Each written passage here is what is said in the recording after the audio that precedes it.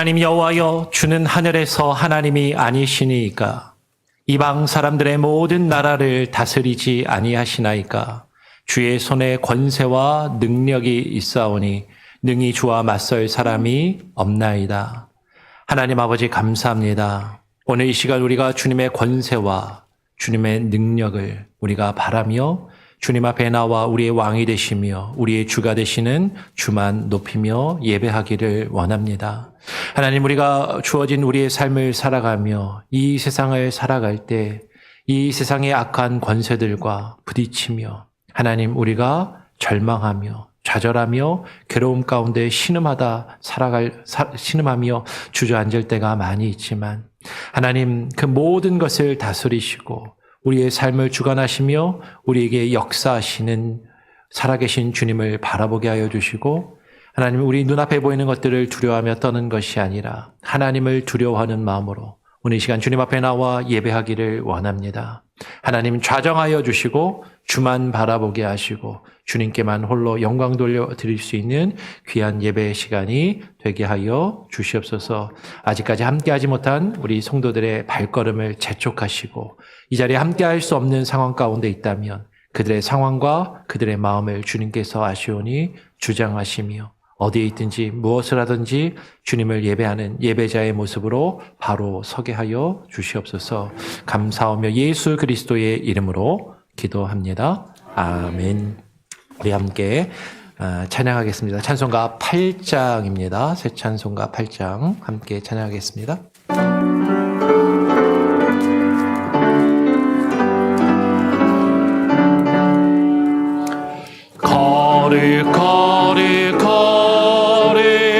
전능하신 주님, 이른 아침 우리 주를 찬송합니다. 거룩 자비하신 주님, 성삼위일체 우리 주로다.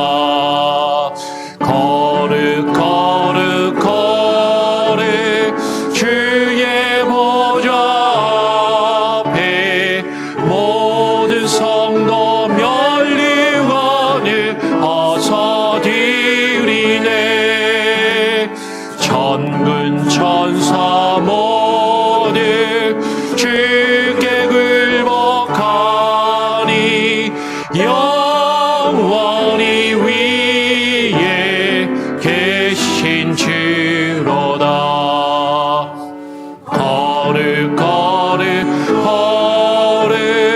주의 빛난 영광, 모든 죄인 눈 어두워 볼 수 없도다.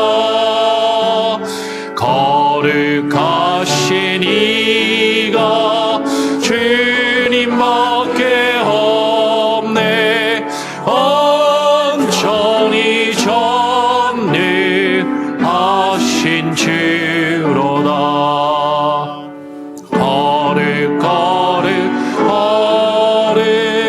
전능하신 주님, 천지 만물 모두를 찬송합니다. 거룩 전능하신 주님, 성삼위일체 우리 주로다. 아멘. 성취교독 81번입니다. 에베소서 4장의 내용을 함께 교독하도록 하겠습니다. 그러므로 주 안에서 갇힌 내가 너희를 권하노니 너희가 부르심을 받은 일에 합당하게 행하여 모든 겸손과 온유로 하고 오래 참음으로 사랑 가운데서 서로 용납하고 평안에 매는 줄로 성령이 하나 되게 하신 것을 힘써 지키라. 몸이 하나요 성령도 한 분이시니 이와 같이 너희가 부르심의 한 소망 안에서 부르심을 받았느니라. 주도 한 분이시요 믿음도 하나요 세례도 하나요 하나님도 한 분이시니 곧 만유의 아버지시라. 다 같이 만유 위에 계시고 만유를 통일하시고 만유 가운데 계시도다. 아멘. 사도신경으로 우리의 신앙을 하나님과 또한 사람들 앞에 함께 고백하도록 하겠습니다. 전능하사 천지를 만드신 하나님 아버지를 내가 믿사오며 그 외아들 우리 주 예수 그리스도를 믿사오니 이는 성령으로 잉태하사 동정녀 마리아에게 나시고 본디오 빌라도에게 고난을 받으사 십자가에 못 박혀 죽으시고 장사한 지 사흘 만에 죽은 자 가운데서 다시 살아나시며 하늘에 오르사 전능하신 하나님 우편에 앉아 계시다가 저리로서 산자와 죽은 자를 심판하러 오시리라. 성령을 믿사오며 거룩한 공예와 성도가 서로 교통하는 것과 죄를 사하여 주시는 것과 몸이 다시 사는 것과 영원히 사는 것을 믿사옵나이다. 아멘. 예, 자리에 앉으셔서 찬송가 429장을 한 장 더 찬양하고 우리 김창숙 장로님 나오셔서 대표로 예배를 위해 기도해 주시겠습니다.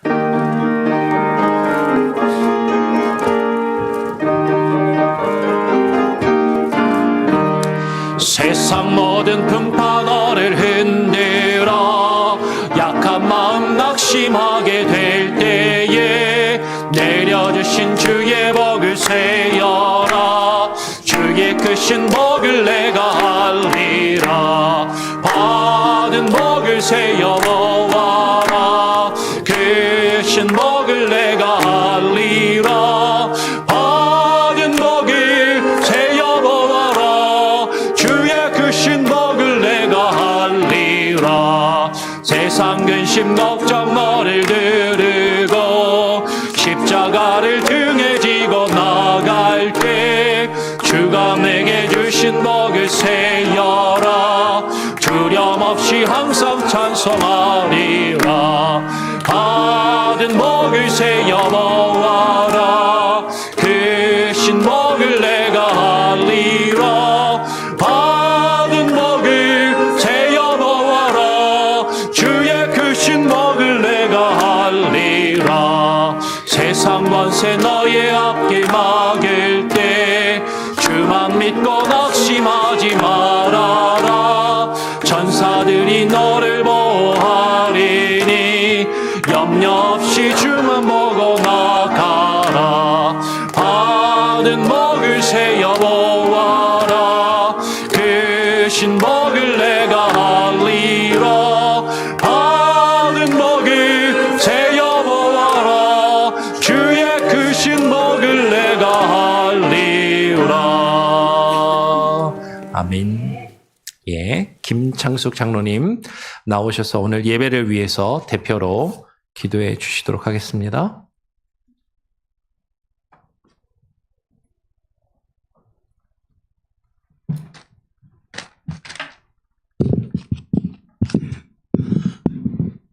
우리 다 같이 마음 정돈하시고 기도하시겠습니다.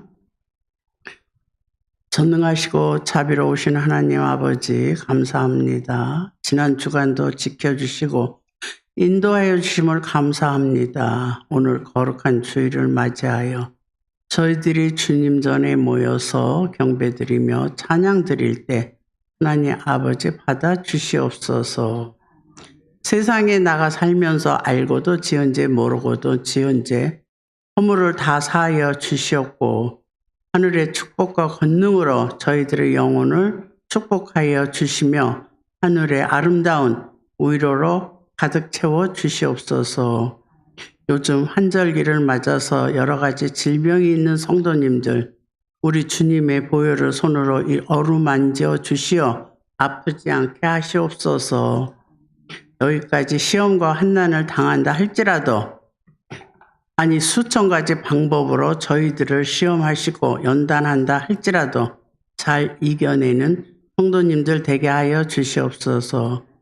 부귀영화 드높아질수록 믿음은 서서히 무너져 내리고 배울수록 아는 것 없고 숱한 생각이 많아질수록 거만하고 자만하여 주님 앞에 무릎 꿇지 않으니 주님의 마음 심히 아프시리라 믿습니다. 순전하고 수정같이 맑은 아이 같은 마음으로 주님 위에 평생 살아가는 저희 성도님들 되게 하시옵소서.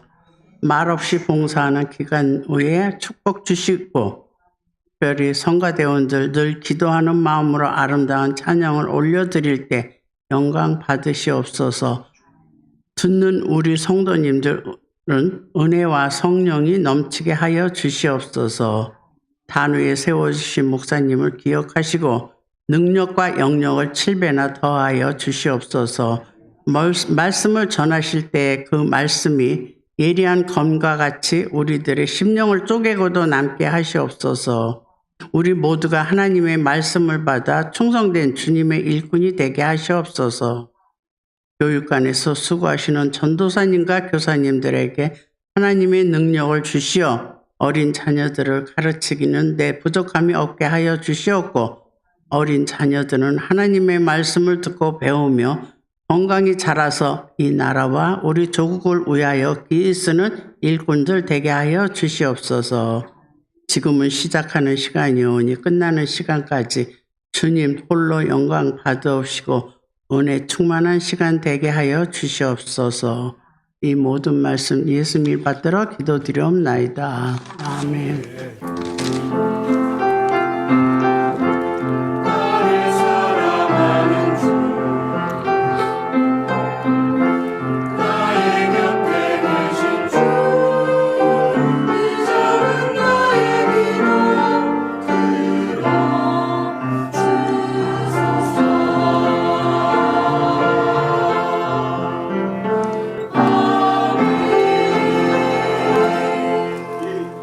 오늘 우리에게 주시는 하나님의 말씀은 로마서 13장입니다. 13장 1절부터 7절까지의 말씀을 같이 교독으로 읽도록 하겠습니다. 13장 1절부터 마지막 7절은 다 같이 읽도록 하겠습니다. 각 사람은 위에 있는 권세들에게 복종하라. 권세는 하나님으로부터 나지 않음이 없나니 모든 권세는 다 하나님께서 정하신 바라. 그러므로 권세를 거스르는 자는 하나님의 명을 거스름이니 거스르는 자들은 심판을 자취하리라. 다스리는 자들은 선한 일에 대하여 두려움이 되지 않고 악한 일에 대하여 되나니 내가 권세를 두려워하지 아니하려느냐. 선을 행하라. 그리하면 그에게 칭찬을 받으리라. 그는 하나님의 사역자가 되어 내게 선을 베푸는 자니라. 그러나 내가 악을 행하거든 두려워하라. 그가 공연히 칼을 가지지 아니하였으니 곧 하나님의 사역자가 되어 악을 행하는 자에게 진노하심을 따라 보응하느니라. 그러므로 복종하지 아니할 수 없으니 진노 때문에 할 것이 아니라 양심을 따라 할 것이라. 너희가 조세를 바치는 것도 이로 말미암음이라. 그들이 하나님의 일꾼이 되어 바로 이 일에 항상 힘쓰느니라. 7절 같이 읽겠습니다. 모든 자에게 줄 것을 주되 조세를 받을 자에게 조세를 바치고 관세를 받을 자에게 관세를 바치고 두려워할 자를 두려워하며 존경할 자를 존경하라. 아멘. 우리 찬양대 찬양으로 하나님께 영광 올려드리겠습니다.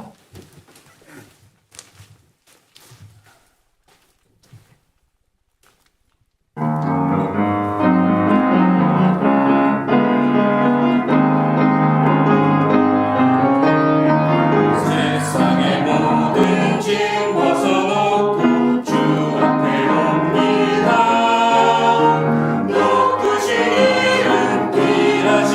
이름 주 앞에 옵니다.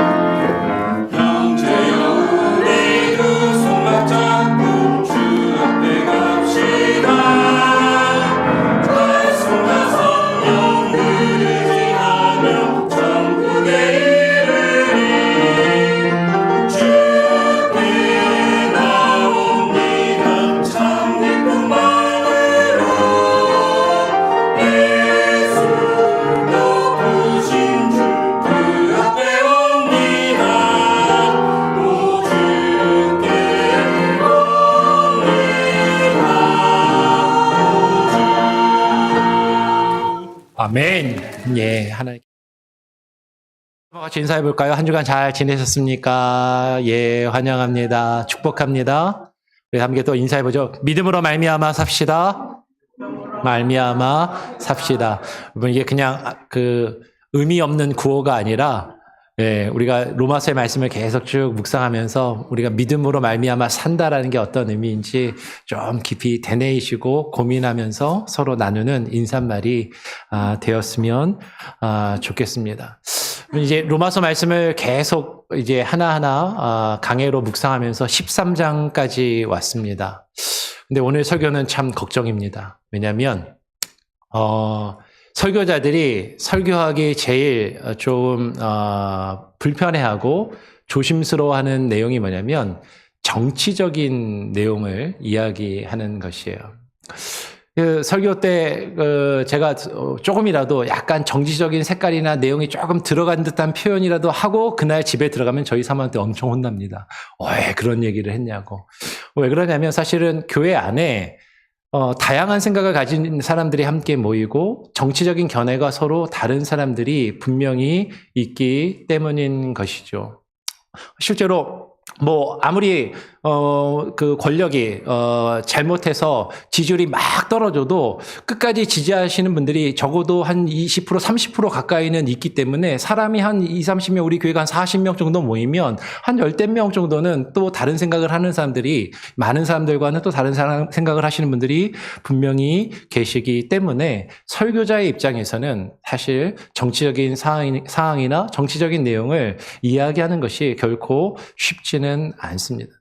근데 오늘 본문이 그 내용을 다루고 있기 때문에 조심스럽지만 전할 수밖에 없고 또 듣는 여러분들도 조금 잘 들으셔야 됩니다. 왜냐하면 여러분 그 정치적인 성향이 사람마다 다 다를 수 있잖아요. 그렇죠? 그래서 우리 이 안에서도 미국 안에서도 어떤 분들은 공화당을 퍼블리칸이신 분들도 있을 거고 또 어떤 분들은 민주당을 지지하시는 리퍼블리칸도 있으실 거고 한국, 우리 고국을 놓고 생각할 때도, 그 민주당을 지지하시는 분들도 있을 거고, 국힘을 지지하고 지금 대통령을 지지하시는 분도 있고, 반대하시는 분들도 분명히 있을 것이기 때문에, 여러분, 여러분들이 편견을 가지지 않고 들으셔야 됩니다. 왜냐면은 사실은 아마 여러분들도 조 목사는 좀 정치적으로 이런 성향인 것 같아. 이러니까 이런 얘기는 목사랑은 하면 안 될 것 같고, 이제 이렇게 생각하시는 분들도 분명히 있겠죠.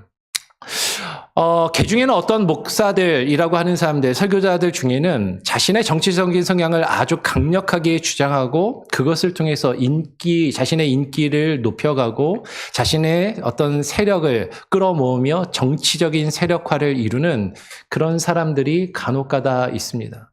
그런 분들을 보면 사실은 저 사람이 정말 목사인가 싶기도 하고 정말로 바른 목회자는 아닌 것 같다라는 그런 생각들이 드는 것이죠. 그리고 개인적으로는 저 사람은 정말 목사는 아닌 것 같다라고 저 스스로 결론을 내린 몇몇 사람들도 있어요.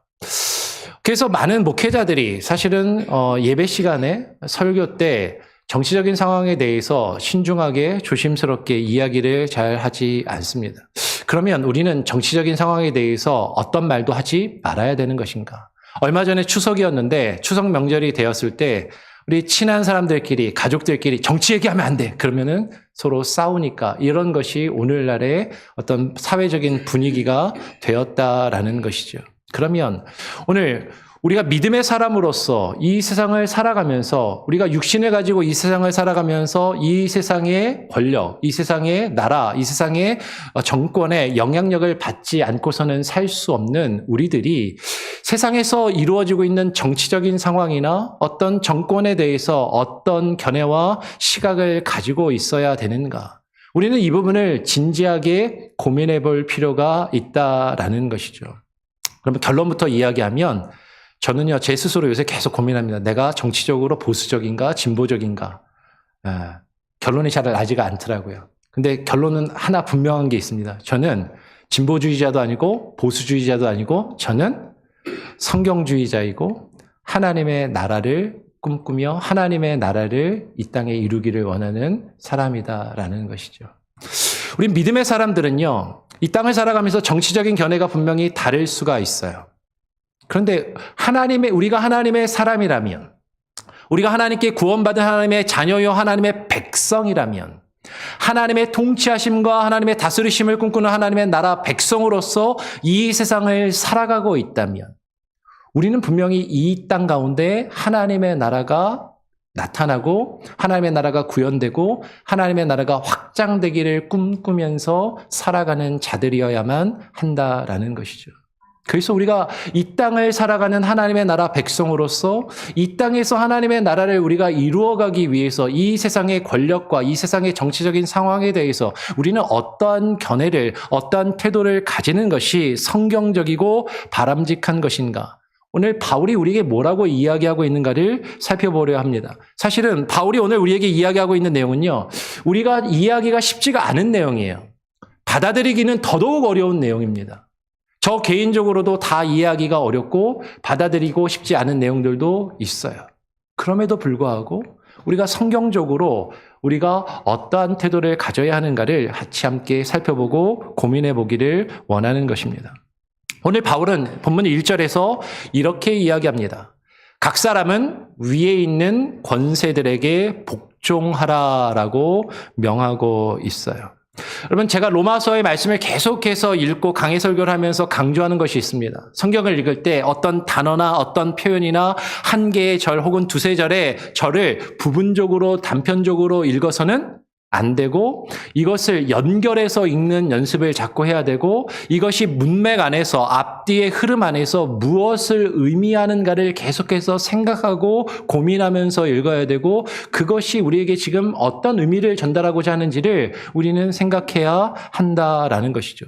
따라서 오늘 바울이 지금 각 사람은 위에 있는 권세들에게 복종하라라는 이 말이 어떤 사람에게는 너무 불편하고 받아들일 수 없고 받아들이고 싶지 않은 그런 내용처럼 들릴 수도 있는데, 오늘 이것을 우리가 로마서의 문맥 안에서 어떻게 이해하고 받아들여야 할 것인가 하는 것이죠. 전체 문맥 안에서 우리는 어떻게 이해해야 할 것인가.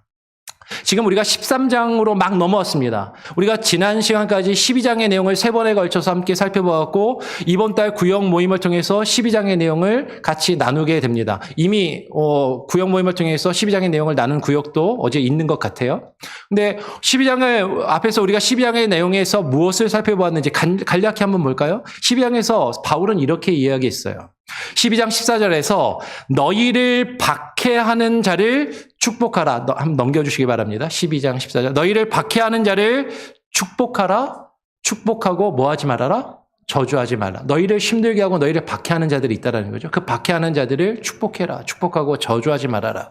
그리고 넘어가서 17절로 가게 되면 아무에게도 악을 악으로 갚지 말고 모든 사람 앞에서 선한 일을 도모하라. 여기서 아무에게도는 앞에서 이야기한 누가 포함되는 거예요? 너희를 박해하는 자들, 너희를 힘들게 하는 자들, 너희를 괴롭히는 자들, 너희를 못살게 구는 자들, 그 사람에게라 할지라도, 그 사람이 너에게 악을 행한다 할지라도 그것을 악을 악으로 갚지 말고 그 모든 사람 앞에서 어떻게 해라? 선한 일을 도모하라라고 12절에서 이야기를 한 거죠. 그리고 19절, 20절을 가면 이렇게 이야기합니다. 친히 원수를 갚지 말아라. 너희에게 힘들게 하고 너희에게 악을 행하며 너희를 지금 억압하는 자들, 너희를 괴롭히는 자들, 너희에게 원수처럼 그는 자들에게 너희가 친히 원수를 갚지 말아라. 원수 갚는 것이 누구에게 있으니? 하나님께 있으니까 하나님께 맡기라라고 이야기하면서 바로 20절로 넘어가서 오히려 우리에게 이렇게 이야기하는 거죠. 오히려 너희를 박해하고 너희를 힘들게 하고 괴롭히는 그 원수가 줄이거든 먹이고 목마르거든 마시게 하라라고 그렇게 이야기하는 거예요. 아니, 어떻게 우리가 이렇게 할 수 있는가? 어떻게 이것이 가능한가? 여러분, 로마서에서 바울이 지금 이야기하고 있는 이 전체 맥락 안에서 우리 아까 무슨 인사를 했죠? 우리 믿음으로 말미암아 삽시다. 우리가 하나님께 구원받은 의인이라면, 하나님이 우리를 자녀로 삼아주시고 우리가 하나님께 구원받아 의로워진 자들이라면 그 의인으로서 우리가 믿음으로 말미암아 살아가는 그 모습이 무엇인가를 바울은 지금 우리에게 실제적으로 말해주고 있다라는 것이죠. 하나님께서 우리를 사랑하셔서 우리를 택하셔서 자녀를 삼으시고 하나님의 백성을 삼으셨기에 하나님의 사랑을 받은 자들로서 그 사랑을 어떻게 나타내며 실천하며 그 사랑을 가지고 사랑을 받은 자들로서 그 사랑으로 의로워진 자들로서 우리가 믿음으로 말미암아 살아가는 그 모습이 무엇인가를 바울이 우리에게 지금 이야기한다라는 것이에요. 그래서 우리는 다음 시간에는 그 사랑에 대해서 그 사랑을 우리가 어떻게 이루어가는 것인가 그 사랑에 대한 내용을 다음 시간에 좀 더 구체적으로 같이 한 번 더 살펴보고 묵상하기를 원합니다. 그러니까 지금 바울은 하나님께서 우리를 먼저 사랑하셨기에 하나님의 사랑을 받은 자들로서 그 사랑으로 의로워진 우리들이 믿음으로 말미암아 어떻게 살아갈지를 이야기하면서 지금 이 이야기를 진행하고 있다라는 것이죠. 그 흐름과 맥락을 이해하면서 오늘 13장 1절에 다시 넘어와서 이렇게 이야기하는 것이에요. 각 사람은 위에 있는 권세들에게 복종하라. 그 권세는 하나님으로부터 나지 않음이 없다라고 이야기를 하는 것이죠. 그러면 각 사람은 위에 있는 권세들에게 복종하라라고 말할 때 그 위에 있는 권세들은 누구를 말하는 것인가 하는 것입니다. 각 사람, 우리 모두 한 사람 한 사람 각 사람은 나 위에 어떤 권세가 어떤 형태로든 나보다 높은 사람이 있다라는 것이죠. 우리가 부모 밑에서 가정에 태어나게 되면 그죠? 한 가정에 태어났을 때 가정 안에서 나를 낳아준 아버지와 어머니, 부모님이 내 위에 계시잖아요. 그러니까 우리가 조금 더 자라서 학교에 들어가서 학교에서 공부를 하게 되면 학생으로서 우리를 가르치는 선생님이 우리 위에 있습니다. 학교를 졸업하고 직장에 가게 되면 직장에서 내 위에 상사가 있고 나를 고용한 고용주가 있는 것이죠. 우리의 삶의 모습 가운데 우리 위에는 우리 삶에는 어떠한 형태로든 내 위에 나를 다스리고 나에게 영향력을 행사하는 누군가가 반드시 있다라는 것이죠. 그런데 오늘 로마서 14장에서 바울이 말하고 있는 그 권세들은요. 특별히 우리의 삶의 모든 순간순간에 있는 여러 권세들 다 그것을 포함하면서도 특별히 이 세상의 권세자들, 특별히 3절에서 말하고 있는 다스리는 자들, 세상의 통치자들을 이야기하더라라는 것이에요. 그런데 더 중요한 것은 아까 우리가 살펴본 것처럼 12장 13절을 쭉 연결해서 이야기할 때 이 통치자, 이 권세자들은요. 선한 통치자가 아니라 우리를 박해하는 악한 통치자들을 지금 포함해서 이야기하더라라는 것이죠. 12장 14절에서 너희를 박해하는 자, 너희를 괴롭히며 너희를 힘들게 하는 자. 여러분 우리는 이렇게 생각할 수 있습니다. 저 사람이 내 위에 있는 사람이 존경할 만하면 존경하지만 존경받을 만한 그런 자격이 없으면 나는 저 사람이 인정하지 않고 존경하지 않아. 저 사람이 괜찮은 사람이라면 지도자로서 자격이 있다면 지도자로서 인정하고 내가 따르겠지만 지도자로서 자격이 없는데 그 사람을 나는 인정할 수 없고 따를 수 없다라고 우리는 생각하기 쉬운 것이죠. 그런데 지금 바울이 말하고 있는 위에 있는 권세들에게 복종하라라고 이야기할 때 이 권세는 12장하고 쭉 연결해서 볼 때 분명히 너희를 박해하는 자들. 초대교회의 문맥에서 지금 교회 밖에서 교회를 핍박하고 교회를 탄압하는 그 박해자들을 분명히 포함하고 있다는 거죠. 믿음의 사람들을 잡아 가두며 그들을 사자굴에 던지고 화형을 시키고 그들의 목을 치는 그런 생명을 앗아가는 악한 자들, 그 악한 권세들, 그들에게 복종하라라고 지금 이야기하고 있다라는 것이에요. 우리를 핍박하고 우리를 박해하고 우리를 괴롭히고 우리를 해하고 우리를 죽이려고 하는 그들, 그럼에도 불구하고 그 권세들에게 복종하라? 아니 어떻게 그럴 수 있단 말인가? 지금 그것을 지금 바울이 우리에게 이야기하고 있다라는 것이죠. 그러면서 뭐라고 이야기하냐면 그 권세는 하나님으로부터 나지 않음이 없나니 모든 권세는 다 하나님께서 정하신 바라고 이야기를 하는 것이에요. 역대하 20장 6절에 보면 이런 표현이 있습니다. 이르되 우리 조상들의 하나님 여호와여 주는 하늘에서 하나님이 아니시니까 이방 사람들의 모든 나라를 다스리지 아니하시나이까. 하나님을 알지 못하는 이방 사람들, 하나님을 믿지 않고 악을 행하는 저 이방 사람들의 그 모든 나라를 하나님이 다스리시고 그 이방 나라라 할지라도 그 가운데 다스리는 자를 하나님께서 세우신 것이 아닙니까? 주의 손에 권세와 능력이 있사오니 능히 주와 맞설 사람이 없나이다라고 이야기를 하는 것이죠. 그 권세들이 모든 권세가 다 하나님께서 정하신 것이고 하나님께서 우리에게 허락하신 것이니까 그 권세들에게 복종하라. 무조건 복종하라라고 지금 이야기하고 있는 것처럼 보인단 말이에요. 근데 이 말은 사실 우리를 너무나도 불편하게 하고 힘들게 하는 것이죠. 아니, 우리 개신교는요, 우리 기독교를 뭐라고 이야기하죠? 프로테스탄트라고 하거든요. 프로테스탄트.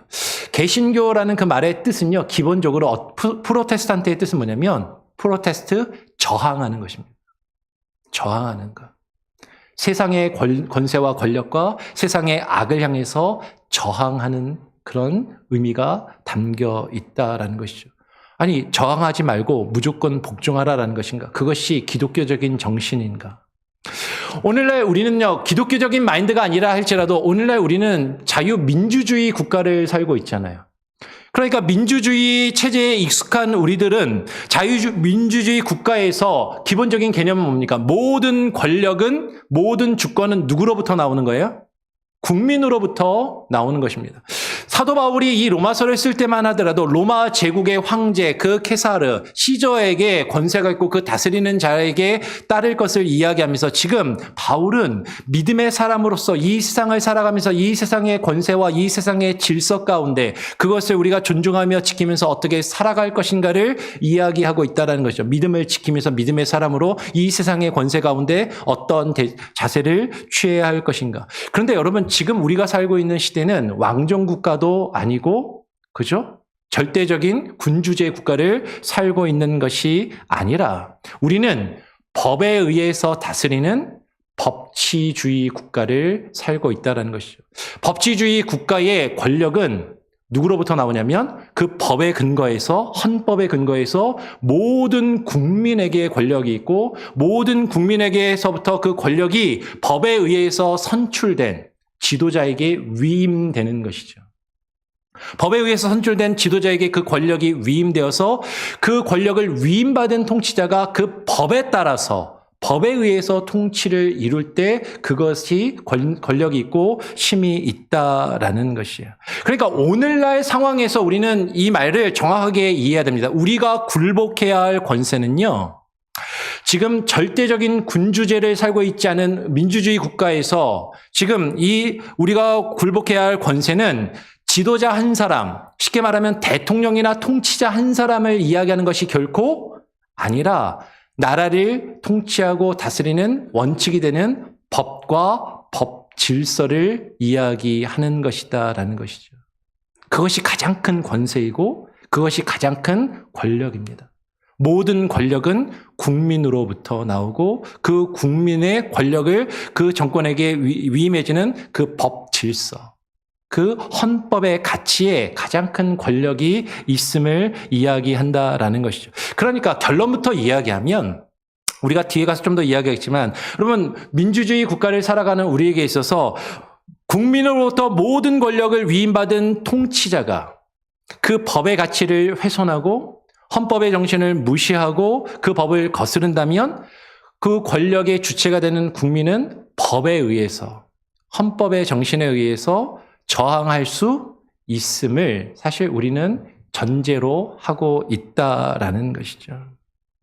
그러면 그것을 전제하면서 지금 바울이 무엇을 이야기하는지 같이 한번 우리는 같이 읽어가면서 이해하기 어렵지만 이것이 어떤 의미인지를 한번 살펴보기를 원하는 것이에요. 본문으로 돌아가서 13장 2절에서 바울은 이렇게 이야기합니다.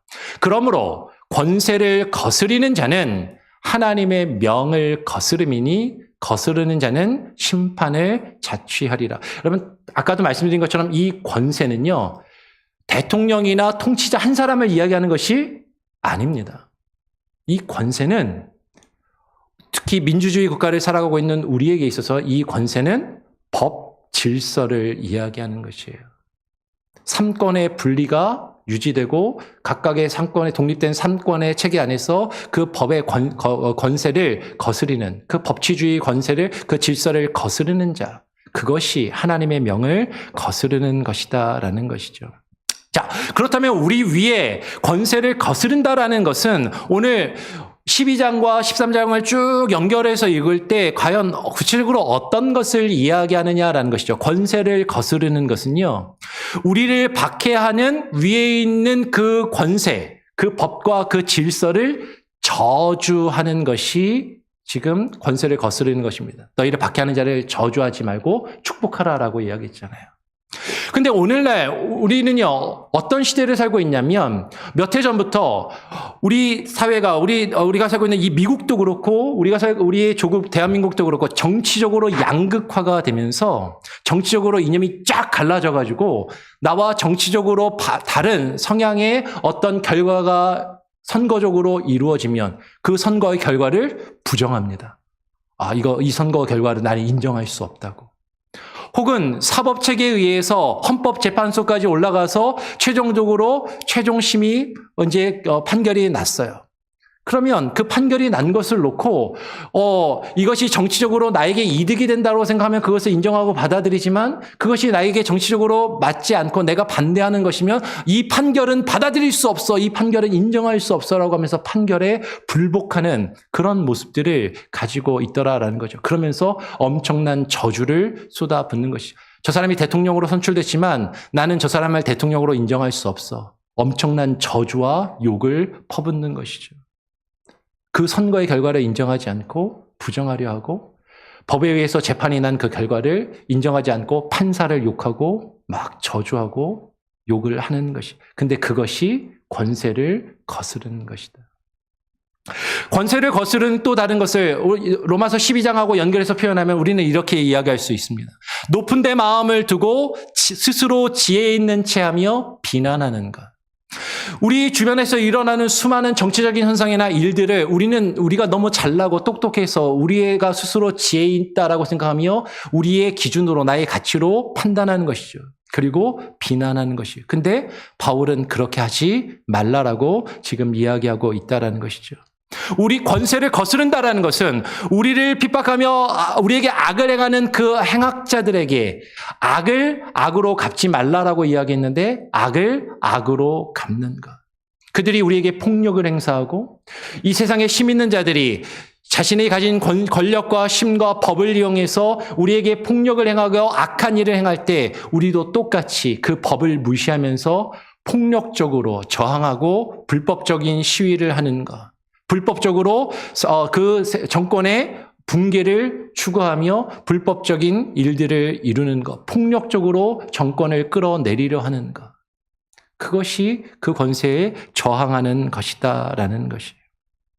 오늘 바울은 분명하게 이야기합니다. 비록 악하다 할지라도, 우리를 박해하고 우리를 핍박하며 우리를 힘들게 하는 악한 권세라 할지라도 위에 있는 권세를 거스르는 자는 하나님의 명을 거스르는 것이다라고 이야기합니다. 여러분, 우리가 볼 때 이 세상의 질서, 이 세상의 법이나 이 세상의 통치의 방법이 우리가 볼 때 불완전해 보일 수 있어요. 아니, 불완전합니다. 모든 사람을 만족시킬 수도 없어요. 때로는 우리가 이해할 수 없고 받아들일 수 없는 결과들이 우리에게 주어질 때도 있습니다. 그런데 지금 그것을 그래서 내 마음에 들지 않는다고 거역하는 것은 하나님의 명을 거스르는 것이다라고 이야기를 하는 것이죠. 여러분, 이 세상의 권세와 권력이 악하고 문제가 있고 분명히 나는 그것을 받아들이기 힘들고 어렵게 보인다 할지라도, 그런데 오늘 성경은 무엇을 이야기하냐면 그것 또한 하나님께서 작정하시고 하나님의 크신 뜻 가운데서 우리에게 허락하신 하나님의 뜻이 있음을 우리에게 이야기하고자 한다라는 것이죠. 세상의 권세, 세상의 법과 세상의 질서를 거스르는 자는 그것을 작정하시고 그것을 우리에게 허락하셔서 우리가 살고 있는 이 세상과 이 세상의 질서와 이 세상 우리가 속해 있는 그 공동체를 유지하도록 허락하신 그 하나님의 큰 뜻을 거역하고 있다라고 이야기를 하는 것이에요. 그래서 우리를 박해하고 악하다고 해서 위에 있는 그 권세를 내 마음에 들지 않아서 내가 반대하고 거스르는 자들은 심판을 자취하리라. 스스로 심판을 취하게 될 것이다라고 그렇게 말하고 있는 것이죠. 근데 여기서 말하고 있는 심판은 바울이 로마서 앞부분에서 쭉 이야기하고 있는 우리가 죽은 이후에 하나님께 받는 영원한 심판, 그것을 이야기하는 것인가? 그렇지는 않은 것 같아요. 오늘 13장의 문맥안에서 여기서 말하는 심판은 세상의 권세와 세상의 법과 세상의 질서를 거스릴 때 그 법에 따라서 우리에게 주어지는 형벌과 처벌, 그 심판을 말하는 것으로 보인다라는 것이죠. 조금 더 읽어보겠습니다. 3절에 가면 바울은 이렇게 이야기해요. 다스리는 자는 선한 일에 대하여 두려움이 되지 않고 악한 일에 대하여 된다라고 말하면서 너는 그 권세를 두려워하지 않으려 하느냐라고 우리에게 반문하는 것이죠. 그러면서 선을 행하라. 그러면 그에게 칭찬을 받으리라라고 이야기하는 것이에요. 여러분 그러면 여기서 선한 일에 대하여 두려움이 되지 않는다라고 이야기할 때 선한 일이란 무엇을 말하는가 하는 것이죠. 세상의 권세와 세상의 법에 있어서 선한 일이란 여러분 세상에서의 선은요, 세상의 법과 세상의 질서를 지키며 그 법이 우리에게 요구하는 것을 행하는 것이 선한 일이라고 생각하는 것이에요. 그렇잖아요. 세상의 법을 지키고 세상의 질서를 지키는 것이 선한 것이죠. 여러분 이것은 하나님의 나라에서도 동일하게 나타나는 원칙인 것입니다. 사도 바울이 우리가 앞에서 살펴본 로마서 7장과 8장에서 하나님의 백성이여 하나님의 자녀된 우리가 하나님의 법, 그 하나님의 율법의 요구를 이루는 것이 하나님의 나라에서 하나님이 우리에게 바라시는 선한 일이고 그 선을 이루라고 말하고 있다는 것이죠. 그러니까 법은요. 그러니까 선하다라는 것은 내가 속해 있는 그 공동체가 추구하는 법과 질서를 그 요구를 이루는 것이 선이다라는 기본 전제는 같다라는 것이에요. 그렇다면 반대로 관원들이 이 세상을 통치하는 자들이 악한 일에 대하여 두려움이 든다라고 이야기할 때 그 악한 일이란 과연 무엇을 이야기하는가 하는 것이죠. 세상의 권세와 세상을 다스리는 자들, 우리 위에 통치하는 자들에게 있어서 악한 일이란 세상의 법과 세상의 질서를 저항하며 그것을 거스르는 것이 악한 것이죠. 여러분 하나님의 나라에서도 마찬가지입니다. 하나님의 나라 백성이고 하나님의 자녀된 우리가 하나님 나라 백성으로서 하나님의 법과 그 율법의 요구를 거슬러 우리의 정욕을 따라 살아가는 것이 하나님 보시기에 악한 것이다라는 것이죠.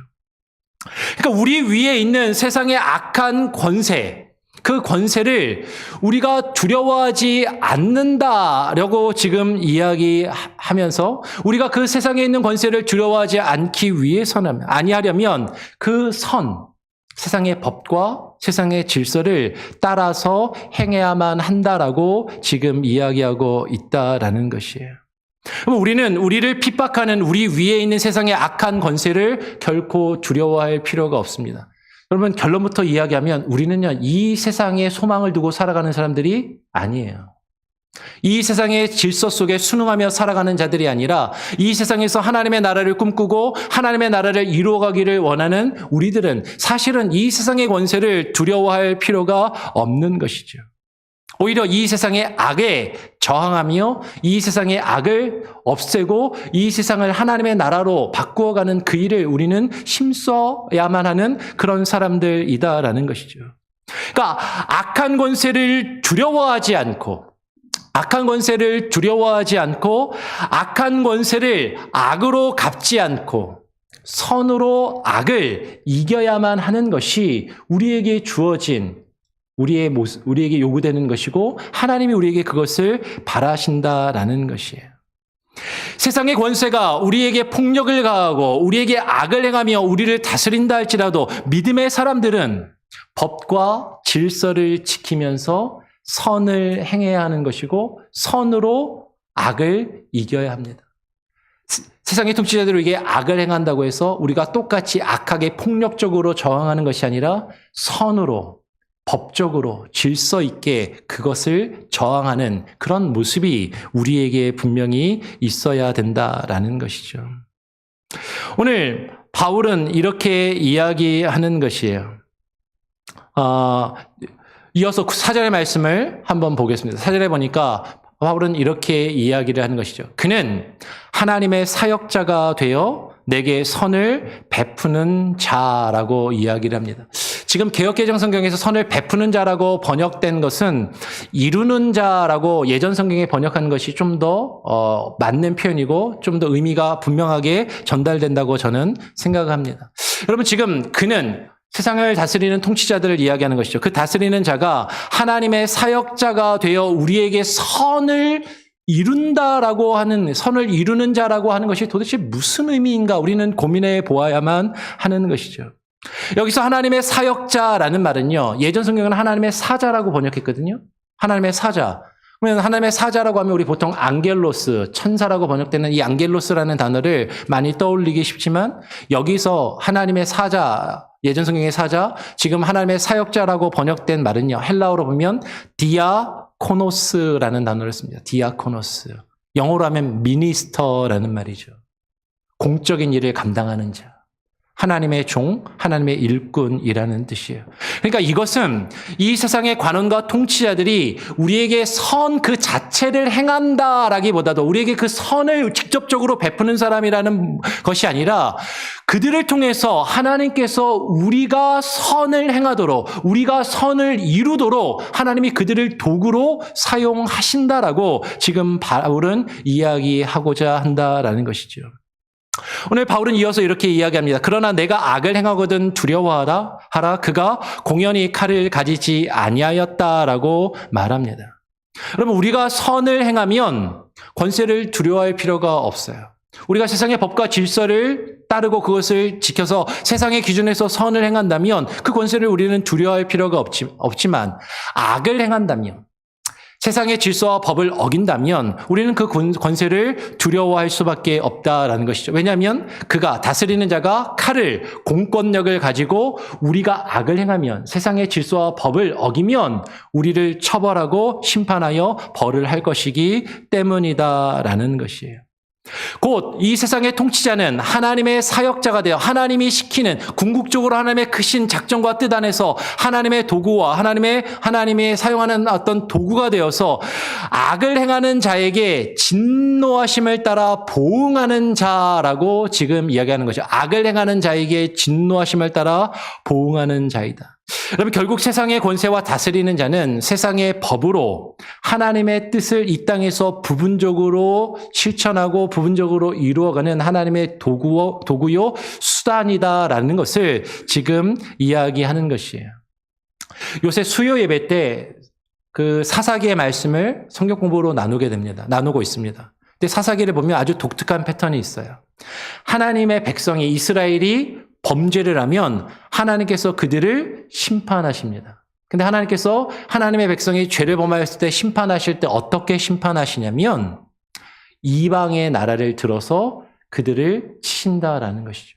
여러분, 이게 하나님께서 벌하시고 심판하시는 일반적이고 보편적인 방법입니다.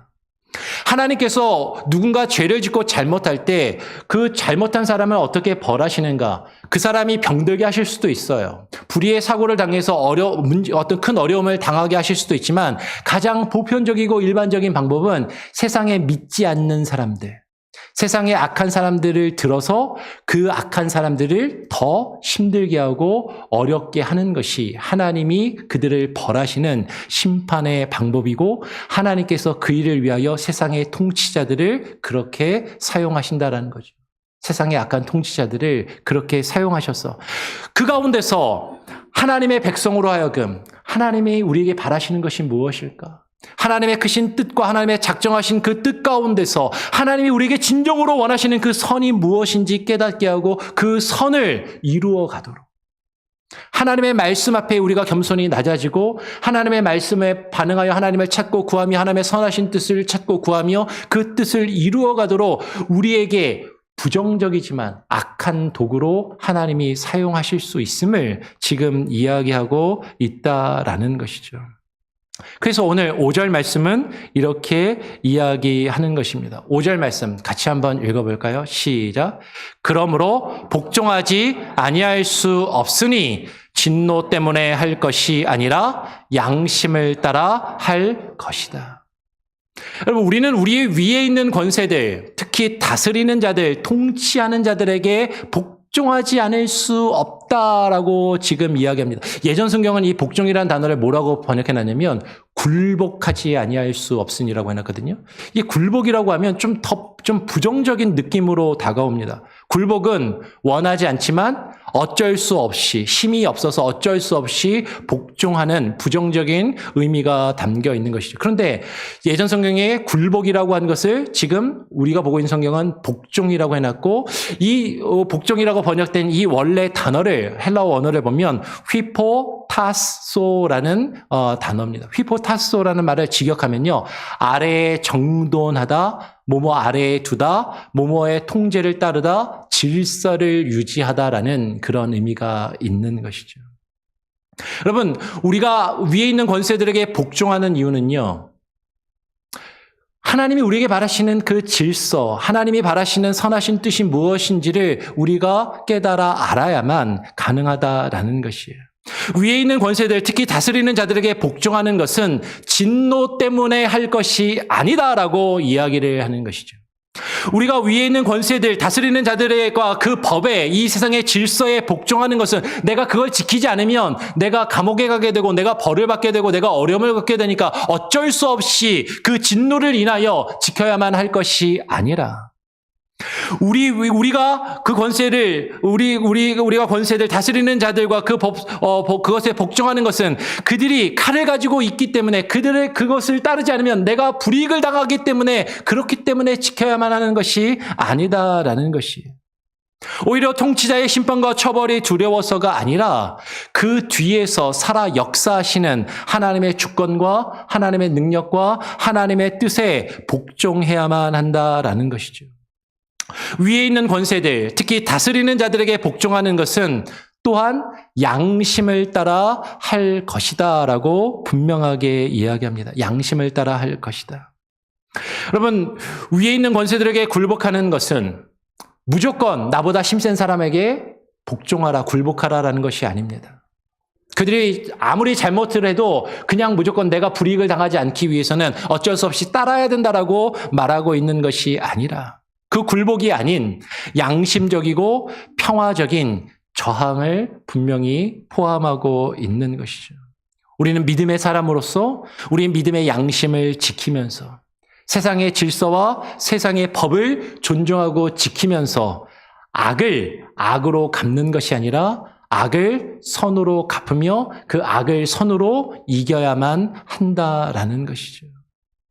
여러분, 아까 우리가 이야기한 것처럼 세상의 권세에 굴복하는 자들은 심판을 자취하는 자들입니다. 이 세상에 다스리는 자들이 이 세상의 법과 질서를 어기고 있다면 이 세상의 법으로, 이 세상의 질서로 그들을 심판할 수 있다라는 것이죠. 그런데 중요한 것은 우리는 이렇게 생각하는 거야. 저 사람이 지도자로, 저 사람을 대통령으로, 저 사람을 통치자로 나는 인정할 수 없어. 나는 저 사람을 대통령으로 인정하지 않아. 그러니까 나는 세금도 바치지 않고 내가 해야 될 의무도 하지 않고 내가 할 일을 하지 않겠다라고 생각하는 그런 사람들이 있더라라는 것이죠. 폭력적으로 저항하고 폭력적으로 반대하는 일들. 근데 바울은 이야기하는 것이에요. 그가 아무리 악해도 질서를 유지하며 악을 악으로 갚는 것이 아니라 악을 선으로 갚으며 이기라. 그래서 우리에게 주어진 우리의 의무를 다하라고 바울은 이어서 이야기하는 것입니다. 6절 이어서 볼까요? 그래서 이렇게 이야기하는 것이에요. 너희가 조세를 바치는 것도 이로 말미암음이라. 그리고 넘어가면 7절에 모든 자에게 줄 것을 주라라고 이야기하는 것이죠. 6절에서 다시 6절로 보겠습니다. 너희가 조세, 세금을 바치는 것도 이로 말미암음이라라고 할 때 이것이 무엇을 말하는가 하는 것이에요. 여러분, 앞에서 이야기한 것을 다시 한번 정리해 보겠습니다. 조세, 세금을 바치지 않을 때 다스리는 자들은요, 법에 의해서 진노, 처벌을 우리에게 내리기 때문에 이 세금을 바쳐야만 한다라고 이해할 수도 있는 것이죠. 여러분, 세금을 내지 않는 것은 고대나 현대에나 큰 죄에 해당하며 탈세를 범하면 거기에 합당한 처벌을 반드시 받습니다. 그런데 우리가 세금을 바치는 것도 또한 양심을 따라해야 하는 것이기 때문이다라고 지금 이야기하는 것이죠.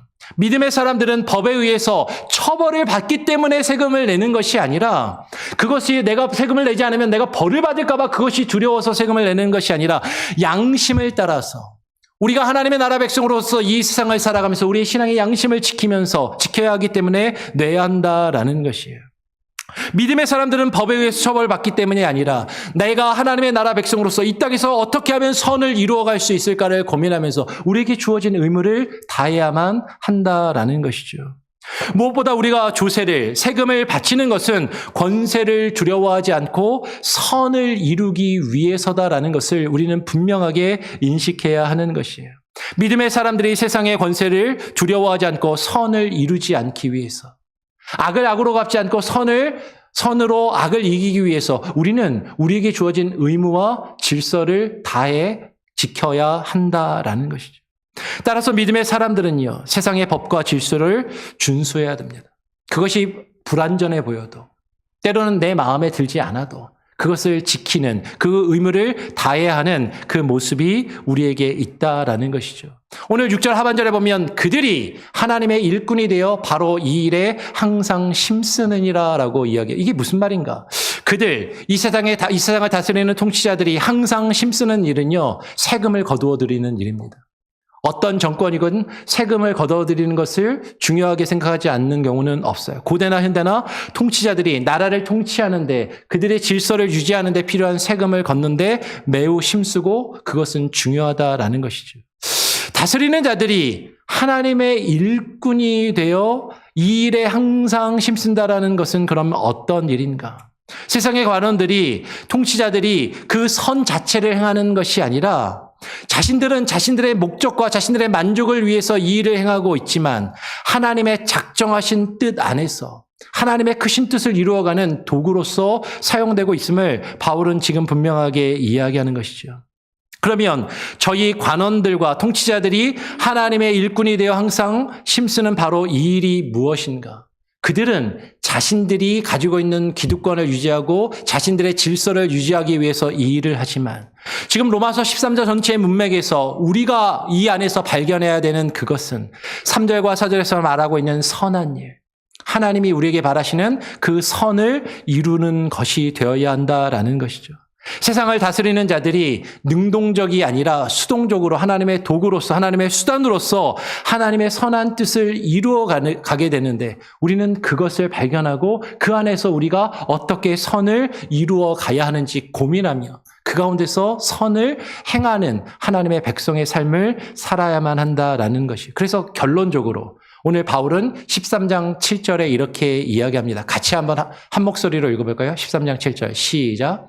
모든 자에게 줄 것을 주되 조세를 받을 자에게 조세를 바치고 관세를 받을 자에게 관세를 바치고 두려워할 자를 두려워하며 존경할 자를 존경하라. 선을 이루기 위해서 하나님이 우리에게 원하시는 그 분명한 선이 무엇인지 깨닫고 그 선을 이루기 위해서 조세를 받을 자에게 조세를 바치고 관세를 받을 자에게 관세를 바쳐야 한다라고 이야기하는 것이죠. 여러분, 이 세상의 질서를 존중하고 그것을 따를 것을 우리에게 요구하고 있는 것이 때로는 그것이 우리에게 불합리해 보이고 우리에게 불이익이 된다고 할지라도 우리는 그 선을 이루기 위해서 두려워할 자를 두려워하며 존경할 자를 존경해야만 하는 것이죠. 근데 여기서 여러분 정말로 중요한 것이 있습니다. 우리가 진정으로 두려워해야 할 대상은 우리의 육신을 잡아가지고 우리의 목숨을, 우리의 육신의 생명을 거두어가는 이 세상의 통치자들을 두려워할 것이 아니라 누구를 두려워해야 돼요? 하나님을 두려워해야 된다는 것이죠. 마지막으로 누가복음 12장 4절 5절의 말씀을 보고 말씀을 마칩니다. 누가복음 12장 4절에서 이렇게 이야기해요. 내가 내 친구 너희에게 말하노니 몸을 죽이고 그 후에는 능히 더 못하는 자들을 두려워하지 말라. 5절은 같이 한번 읽어볼까요? 시작. 마땅히 두려워할 자를 내가 너희에게 보이리니 곧 죽인 후에 또한 지옥에 던져넣는 권세 있는 그를 두려워하라. 내가 참으로 너희에게 이르노니 그를 두려워하라. 오늘 누가복음은 우리에게 증거하는 것이 우리가 마땅히 두려워할 자를 두려워해야 하는데 우리가 마땅히 두려워할 그가 누구인가? 이 세상에 힘 있는 자들, 이 세상에 권력을 가진 자들, 그들이 칼로 우리를 해할 수 있기 때문에 그들을 두려워하는 것이 아니라 그들의 너머에 참된 그들의 권력까지도 우리에게 허락하신 그 하나님. 우리를 잡아가두고 우리를 힘들게 하며 우리의 육신을 해하며 죽일 수 있는 그들을 두려워하는 것이 아니라 오히려 죽은 후에 지옥에 던져넣는 권세를 가지신 분, 그가 누구예요? 하나님을 두려워하라. 마땅히 그를 두려워하라. 두려워할 자를 두려워한다면 우리의 삶을 주관하시고 다스리시는 분이 그 하나님이심을 우리가 깨닫고 인정하며 그 하나님을 두려워한다면 하나님께서 우리에게 허락하신 이 세상과 우리가 속한 공동체와 그 안에 있는 질서를 우리는 존중하며 그 안에서 악을 악으로 갚는 것이 아니라 악을 선으로 갚으며 선으로 악을 이기기를 힘써야 한다라는 것이죠. 여러분, 이것이 믿음의 사람들이 이 세상을 살아가는 원칙이 되어야 한다는 것이에요. 여러분, 우리 안에 정치적인 견해는 분명히 다를 수 있습니다. 근데 분명한 것은 우리가 하나님의 백성으로서 하나님의 나라를 이루기 위하여 하나님의 선을 이루는 그것을 꿈꾸며 악을 악으로 갚지 않고 질서를 존중하며 평화적으로, 그죠? 그 악에 저항하고 악과 싸워 이길 수 있어야 한다라는 것이죠. 이 세상을 하나님의 나라로 바꾸어가고 이 땅에 하나님의 나라를 드러내 보이며 하나님의 나라를 확장시켜 나가는 저와 여러분이 될 수 있기를 간절히 소원하고 축원합니다. 아멘. 기도하겠습니다. 하나님 아버지 감사합니다. 위에 있는 권세들에게 복종하라 말씀하신 이 말씀이 사실 조금은 어렵고 이해가 잘 되지 않고, 아니 머리로 이해가 된다 할지라도 우리의 감정과 우리의 마음은 받아들이기 쉽지 않은 말씀임을 고백합니다. 그러나 위에 있는 권세들에게 복종하는 것이 우리를 사랑하시고 우리를 구원하셔서 하나님의 자녀 삼으시며 주의 백성 삼으신 우리의 주가 되시며 우리의 왕이 되시는 하나님의 권세를 두려워하며 그 하나님의 주권을 인정하며 우리의 삶 가운데 역사하시며 우리의 삶을 주관하시는 그 하나님 앞에 굴복하여 우리가 이 세상의 방식으로 악을 악으로 갚는 것이 아니라 악을 선으로 갚으며 저항하며 싸워 이기는 것임을 하나님 우리로 하여금 깨달아 알게 하여 주시고 하나님의 나라를 꿈꾸며 하나님의 나라가 이 땅 가운데 임하기를, 하나님 우리 가운데 임한 그 하나님의 나라를 선언하며 선포하며 그것을 증거하며 그것을 이루어가는 하나님의 백성의 삶을 살아가게 하여 주시옵소서. 하나님, 우리가 세상의 많은 사람들처럼 폭력적인 방법으로 자신의 정치적인 이익과 자신의 만족을 위하여 세력을 이루고 정치적인 세력화를 꿈꾸는 교회가 되지 않게 하여 주시고 하나님의 나라를 꿈꾸며 하나님의 나라를 증거하며 하나님의 나라를 선포하는 하나님의 교회, 하나님의 백성이 되게 하여 주시옵소서. 감사, 찬양, 영광 주님께 올려드리오며 거룩하신 예수 그리스도의 이름으로 기도합니다. 아멘. 찬송가 460장을 찬양하면서 우리 여러분 드린 예물을 하나님께 봉헌하는 시간을 갖겠습니다. 460장입니다.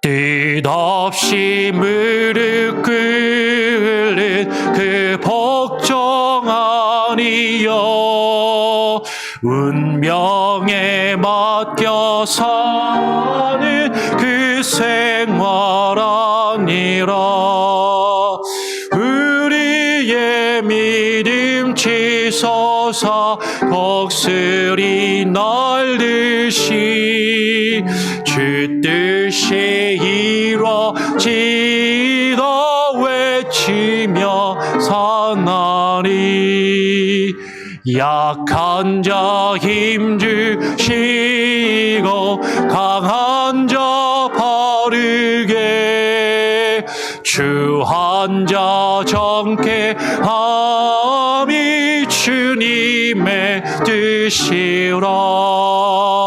해 아래 압박 있는 곳 주 거기 계셔서 그 발로 막아 주시어 정의가 사나리. 아멘. 드린 예물을 위해서 기도하겠습니다. 하나님 감사합니다. 우리가 주님 앞에 나와 예배하며 빈손으로 나오지 아니하고 하나님께서 우리에게 허락하신 교회와 교회의 질서와 교회의 권위를 존중하며 하나님, 우리가 속한 공동체인 교회가 하나님의 뜻 안에서 주께서 맡기신 일들과 사역을 감당하며 그 질서를 유지하기 위하여 필요한 그 물질을 하나님 우리가 정성껏 드립니다. 하나님, 하나님께 드리는 마음으로 드리지만 이것이 또 우리 자신과 교회를 위하여 우리 주변에 있는 이웃들을 위하여 선교사님들을 위하여 사용될 때 하나님 우리의 욕심을 따라 우리의 정욕을 따라 사용되지 않게 하여 주시고 하나님의 뜻과 하나님의 나라를 위하여 사용되게 하여 주시옵소서. 세상에 많은 사람들이 물질을 축적하며 부를 축적하며 재산을 축적하는 것을 목적에 두고 사는 것처럼 오늘날 이 땅의 교회가 부와 물질과 재산을 축적하기를 힘쓰는 세상의 악한 모습대로 살아가고 있음을 고백합니다. 하나님, 우리가 그러한 교회가 되지 아니하게 하시고 하나님의 나라를 꿈꾸는 교회, 하나님의 나라를 증거하며 선포하는 교회가 되게 하여 주시옵소서. 그 나라를 우리가 꿈꾸며 살아갈 때 우리의 인생과 우리의 삶도 우리의 가정과 우리의 자녀들도 주께서 책임지시고 먹이시며 입히시며 때를 따라 필요를 따라 공급하실 줄 믿사오니 주님의 주권과 하나님의 작정하심을 우리가 믿으며 때로는 우리가 어려움을 겪고 부당한 일을 겪으며 세상에 힘 있는 자들에게 억압을 당한다 할지라도 하나님 그 가운데서 우리가 악을 악으로 갚지 아니하며 선으로 악을 이기며 승리케 하여 주시옵소서. 감사 찬양 영광 주님께 올려드리오며 우리가 드린 예물을 주님께 온전히 올려드리오며 거룩하신 예수 그리스도의 이름으로 기도합니다. 아멘. 교회 소식을 전해드립니다. 주보를 참고하시길 바랍니다. 111 운동 계속 힘쓰셔서 매일매일 하나님 말씀 읽으시고 하나님과 매일매일 교제 시간을 가지시고 한 영혼을 놓고 기도하며 전도에 힘쓰시기를 바랍니다. 새벽 예배, 수요 예배 기억하셔서 여러분 많이 참여하시고 말씀을 읽고 배우며 기도하기에 힘쓰시기를 부탁을 드리고요. 오늘 예배 이후에 식사 이후에 여선교회 원례회가 있습니다. 기억해 주시길 바라고 그리고 정기 당회도 오늘 있습니다. 다음 주에는 정기 재직회가 있고요. 7번 광고를 보면 권영갑 선교사님께서 10월 21일 토요일과 22일 주일에 우리 교회를 방문하셔서 토요일에는 선교 보고를 갖게 되고요. 22일은 주일 예배 설교를 하시게 됩니다. 그리고 20일 주일 예배는 주일학교와 함께 연합으로 연합 예배를 드리도록 하겠습니다. 주일학교 달란트 잔치가 그 다음 돌아오는 토요일에 10월 28일에 있습니다. 기억해 주시고요. 10월 마지막 째 주일은 종교개혁 주일입니다. 종교개혁의 의미를 또 묵상하며 또 기념하실 수 있기를 부탁을 드리고요. 하와이 화재 구제 헌금은 오늘까지 마감하도록 하겠습니다. 그래서 오늘까지 자발적으로 하신 분들 헌금을 보내드리도록 합니다. 또 어떤 분들은 이거 꼭 해야 됩니까? 불편하게 안 하셔도 괜찮아요. 네, 여러분들 하실 수 있는 마음을 하나님께서 주시고 하실 수 있는 여력이 되시면 자발적으로 후원하시고 우리 가운데 우리 주변에 나와 잘 모르는 사람이라 할지라도 공동체 가운데 우리 미국에 속해 있고 또 전 세계 곳곳에 어려움 가운데 있는 이들을 돕는 일에 힘쓸 수 있는 저와 여러분이 되기를 또 소원하고 또 바랍니다. 그렇게 원하시는 분들은 자발적으로 참여해 주시길 바라고 주보에는 없는데 광고를 하나 드리면 지난번 우리 2주 전에 노진준 목사님이 오셔서 이제 말씀 집회를 했습니다. 노진준 목사님이 오셔서 좀 교제하면서 책 이야기를 하다가 노진준 목사님이 처음에 쓰신 책인데 이 회복하라라는 책이 절판이 돼가지고 시중에서 구할 수가 없어요. 그래서 이렇게 얘기를 하게 됐는데 목사님이 본인이 가지고 계신 책이 몇 권 있다고 해서 정말 몇 권을 보내주셨습니다. 우리 성도님들이 다 나눠 가질 수는 없고 우리 구역 인도자들이 가질 정도가 되는 것 같아요. 처음에 좀 고민을 했습니다. 이거를 연말 시상으로 할까? 성경 통독이나 개근하신 분들을. 근데 한 2주 전에 말씀을 들은 그 여운이 아직 남아있을 때 이 책을 같이 좀 읽으면 좋겠다 싶어서 이 책을 제가 보니까요, 한 이틀 만에 거의 다 읽었거든요. 뒤에 몇 페이지 좀 남았는데, 제가, 이틀 만에 쭉, 다 읽어보니까, 이번 집회 때 하신 말씀 내용들이 많이 포함이 되어 있습니다. 그러니까 복습하는 차원에서, 정리하는 차원에서 좀 읽으시면 좋을 것 같고, 말씀에서 좀 자세하게 다루지 않은 좀 더 디테일한 내용들도 좀 담겨 있어요. 그런 것도 있고, 특히 이게 7장으로 되어 있는데, 맨 뒤에 6장과 7장은 우리 집회 때 하지 않은 내용입니다. 그런데 상당히 중요하고 여러분들이 꼭 읽으면 좋겠는 그런 내용이에요. 그래서 여러분 일단은 제가 구역 인도자님들께 한 권씩 드리겠습니다. 그래서 구역 인도자부터 시작하셔서 구역원들이 이렇게 쭉 돌려서 읽으시면 좋겠는데 이제 이 소문을 어저께 미리 안 어떤 분들은 목사님 저는 이 책을 꼭 소장해야 되겠습니다. 그리고 이 책을 소장하고 싶은데 구역 인도자만 가지면 다른 사람은 어떡합니까? 갖고 싶은 사람이 없으면 어떡합니까? 막 이렇게 강력하게 거짓을 하신 분이 계셔갖고 노진준 목사님께 다시 연락을 드렸습니다. 목사님, 책을 더 원하시는 분들이 있으면은 좀 더 저희가 페이를 하더라도 좀 더 보내주실 수 있나요? 그랬더니 좀 더 보내주실 수 있다고 그렇게 얘기를 합니다. 그래서 꼭 나는 이 책을 소장해서 꼭 읽고 싶다, 꼭 갖고 읽고 싶다 하시는 분들은 오늘 구역장님, 인도자님들을 통해서 저에게 알려주시길 바랍니다. 그러면 몇 권이 더 필요한지를 목사님께 알려드려서 그거를 더 받아서 그렇게 할 수 있도록 하고 필요하면 교회에서 회의할 수 있도록 그렇게 하겠습니다. 그렇게 하시고 꼭 이 책을 읽으시면 좋을 것 같아요. 혹시 다른 광고 내용이나 제가 혹시 빠뜨린 내용이 있습니까? 없으시면 자리에서 일어나셔서 우리 마지막 찬양 함께 찬양하고 제가 축도함으로 오늘 2부 예배를 마치도록 하겠습니다. 세상은 들리고 사람들은 변하여도 세상은 들리고 사람들은 변하여도 나는 주를 섬기리. 주님의 사랑은 영원히 변하지 않네. 나는 주를 신뢰해. 오직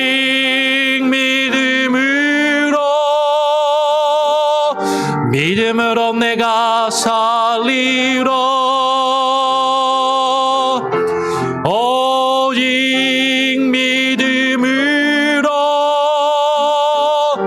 믿음으로 내가 살리라.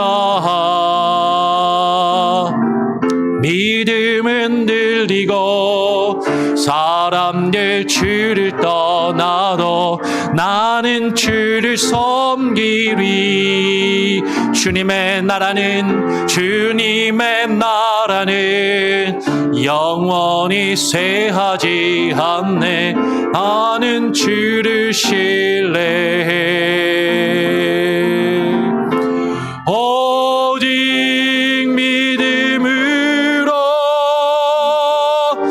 믿음으로 말미암아 살리라. 오직 믿음으로 말미암아 살리라. 오직 의인은 믿음으로 말미암아 살리라. 오직 의인은 믿음으로 말미암아 살리라. 이제는 우리 주가 되시는 우리 구주 예수 그리스도의 무한하신 은혜와 아버지 하나님의 크신 사랑과 성령님의 역사 교통하심이 이 세상의 힘들고 고단한 삶을 살아가며 우리가 겪고 있는 수많은 억압과 아픔과 고통 가운데서도 그 모든 것을 우리에게 허락하신 것이 하나님의 크시고 높으신 뜻임을 깨닫고 인정하며 때로는 우리가 이해할 수 없고 받아들이기 힘든 그 상황 가운데서도 그 모든 것을 인정하고 주님께 맡기는 그 믿음을 가지고 위에 있는 권세를 인정하며 무엇보다 그 위에 있는 살아계신 하나님의 주권과 하나님의 권세를 인정하며 살아가기를 소원하며 결단하는 오늘 이 자리 가운데 나와 예배하는 모든 예배자들과 우리 장로교회 모든 권속들, 그들이 어디에 있든지 무엇을 행하든지 그들과 그들의 가정 위에, 그리고 오늘 이 시간에 온라인으로 함께 예배하며 이후에 예배드릴 모든 이들의 삶 가운데 이제로부터 영원토록 함께 계실지어다. 아멘.